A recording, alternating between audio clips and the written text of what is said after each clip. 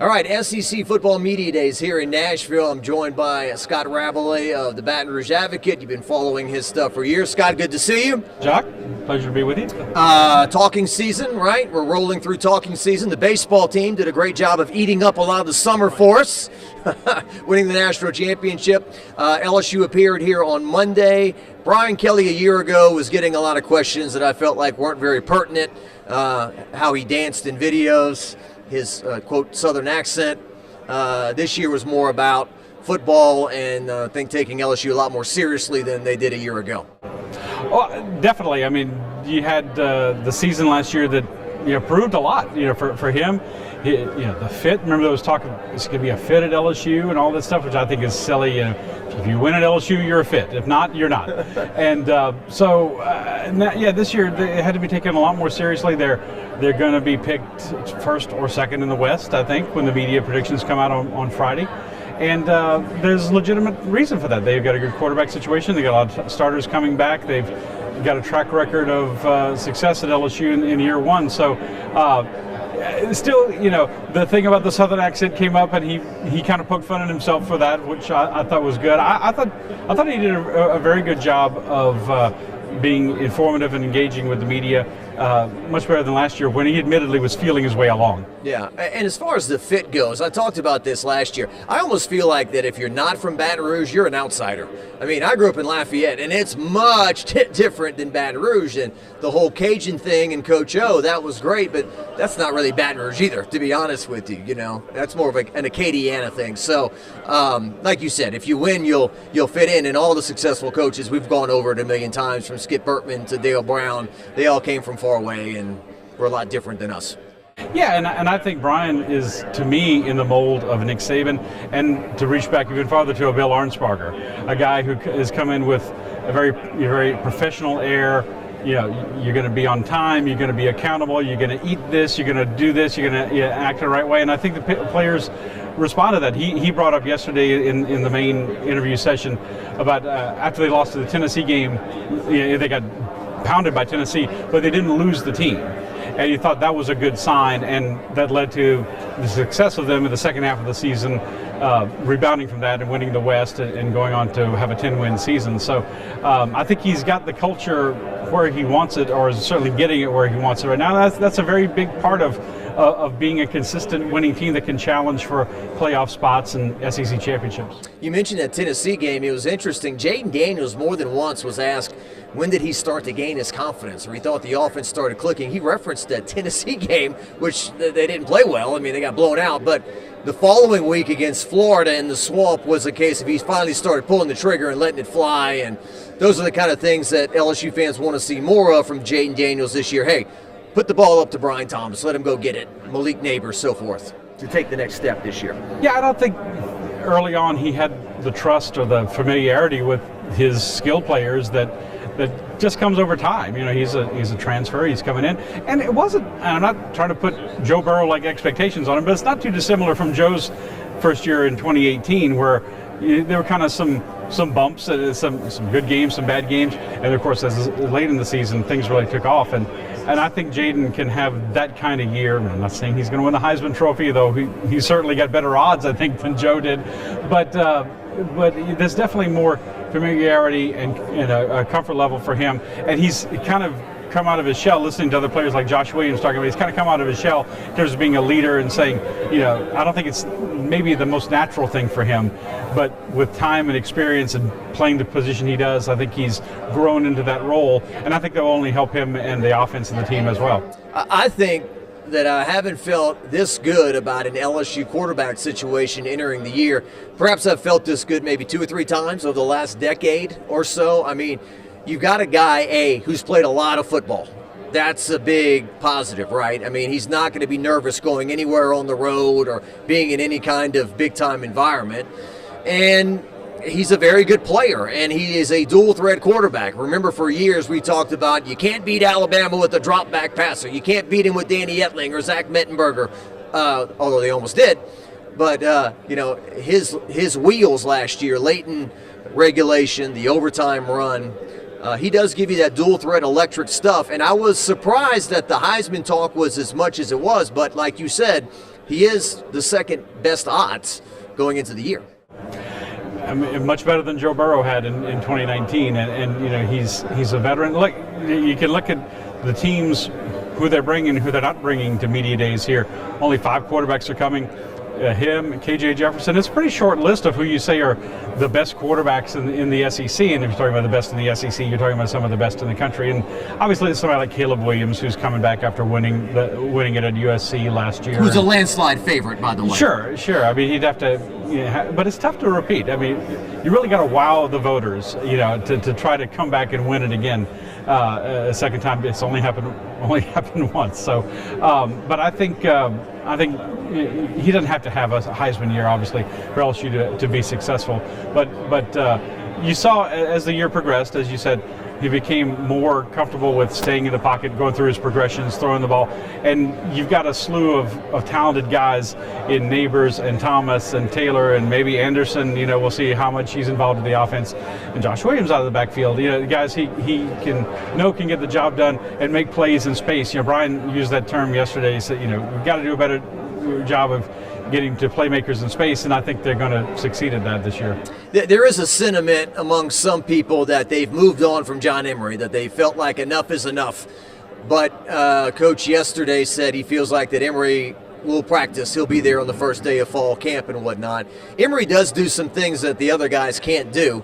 But when you get Logan Diggs from Notre Dame and some of the other guys LSU has coming in, the 2 freshmen, Caleb Jackson and Trey Holly, is there a spot for John Emery for it to finally come together in year 5 completely? Or, you know, like I said, are they a little bit exhausted with the situation? You know, I think Keyshawn Butte kind of exhausted them a little bit last year. I think with Emery, they seem to be willing to give him a chance. I think he does some of the dynamic things, maybe a combination of talents that the other running backs don't individually possess. And I think they've hedged their bets with a guy like Logan Diggs, and of course, Amani Goodwin coming back, and obviously some freshman running backs coming in.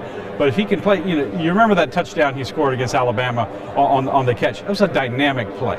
And he had a great run, I think, against Auburn last year. And you know, it's those flashes that make you not want to give up on John Emery. I get it as a coach. I would not have blamed them for moving on from him and saying we've got this slew of other guys, but he's someone who can give you that whole package: running the ball, catching the ball, getting you to the tough yards, you know, making people miss, that they find captivating. And I think in a way that they wanted to still give him another chance. But if it doesn't work out, then they got these other guys. They definitely have a good plan B. A few more things with the great Scott Rabalais, who is, like everyone else I interview, is a lot taller than me. Why does this always happen? I'm really not that short, guys, really. No, he's not. The offensive line, Steve Schneider's my boss. You know, he's 6'5", you know. People meet me, we thought you were 5'5". Well, not quite that bad. And then the offensive line. So Will Campbell and Emery Jones, you know, they baptism by fire last year. They grew up in a hurry. And as Coach Kelly said, like a year ago this time, he probably didn't know half the names on the roster. And certainly he didn't know who his offensive line was going to be. Now, I think they still feel like, man, we're a couple of injuries away from trouble. But the offensive line is going to be a strength. It should be. The starting line is a strength for sure. I mean, you know, the great thing, the year after playing true freshmen in these starting roles and having to deal with the baptism by fire that you get dealing with SEC defensive lines, which are some of the best units in the country, is that now they're sophomores and they're veterans, and you've got a long upside with them. That's one of the areas where they can't afford many injuries. Maybe the area, I think. They have a lot of unproven backups, and I think that's the thing. If anything gives you pause about LSU this year, I think they've got excellent starting players in a lot of positions, but behind those starting players is not a lot of very proven guys. So I think that's the biggest one. And look, you're not going through a season without injuries, obviously, but they need some luck there. They need some luck to stay as healthy as possible. I had a small chat with Brad Davis the other day, the offensive line coach, and he was talking about Charles Turner was a guy, you know, inherited from the Ed Ogeron regime, who was kind of a knucklehead early on. You know, it's like pulling teeth sometimes with him, but he said he was very proud of how he had matured, and was not the starting center a year ago when they played for Florida State, and they had that wild snap on the first offensive series that cost them. So we'll see how Charles Turner III does there. And I guess we can just quickly gloss over the defense here before I let you go. And obviously the comeback of all comebacks that fans are waiting for is Mason Smith. Gets hurt a year ago on the first series of the game, and certainly a lot of people feel like he could be the best player on the team if he recovers. Well, such great things were expected of him last year, and Coach Kelly was very interesting yesterday talking about what a difference he makes on defense. And if people double team him, it leaves the defensive ends open to one-on-ones and creates opportunities for them. And if they only put a single guy on him, he's gonna be able to shed a lot of those blocks and make the tackles that a lot of defensive tackles aren't able to do. So the combination of him and Mekhi Wingo, who was, talk about maybe the surprise player on the team last year, to come along and fill his role and be a third-team All-American, had an excellent season, so much so that they brought him here on Monday. That speaks very well, but Mason Smith could be the linchpin to what could be a truly excellent front seven for LSU. And again, that's what makes the difference to me. The great SEC teams that we've seen over the last 20, 25 years, they're all very strong on the defensive front and the front seven. And you got a Harold Perkins who's going to be on every preseason All-American team, doing his thing, moving to the inside linebacker spot, but they're going to move him around a lot on the edge, in the middle, the different spots. That's going to pay dividends too. I'm a defensive guy. I like to see what they can do and how disruptive they can be on defense. And I think this defense, if the secondary comes together, has an opportunity to be a very good one. I like defense too. You referenced Bill Arnsparger. That was That's defensive guru, That's right? Very old school, exactly. Miami Dolphins defensive coordinator all through those 72 team and all that? 72 team, yes. Yeah. Exactly. Oh, Bill Arnsparger. When I was a high school reporter at Baton Rouge High, he let me interview him for some reason, and he let me put on his 1972 championship ring. I was very nervous. The great Bill Arnsparger, and look, not to be snarky, but he was only like in his 50s when he coached at LSU. I always thought he was much older. Yeah, he looked older than that. He definitely did. Yeah. It was like Archie Bunker when he was playing the role. Carroll O'Connor was like in his 40s, and look, people are aging more gracefully, right? That's what we'll say to make ourselves feel better.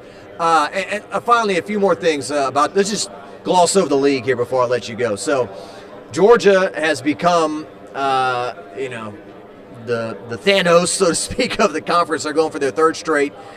Nick Saban in Alabama, I don't really feel like they've fallen off. It's just that Georgia has just elevated. I don't know if Alabama lost 2 games last year on the final play of the game in the 2 most hostile environments you can go into. But there will be some talk as Saban comes here Wednesday about, hey, where are you at?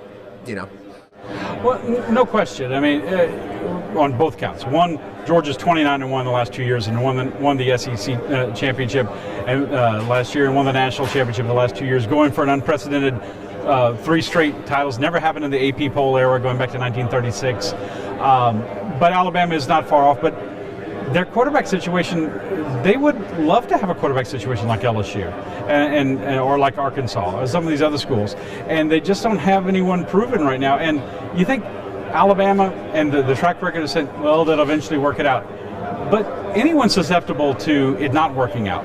And that could be the position Alabama's in this year, where it costs them in a couple of games, and that's just enough in this league to leave you out of going to the championship game or leave you out of the college football playoff or something like that. So I certainly don't think Alabama has slipped, appreciably.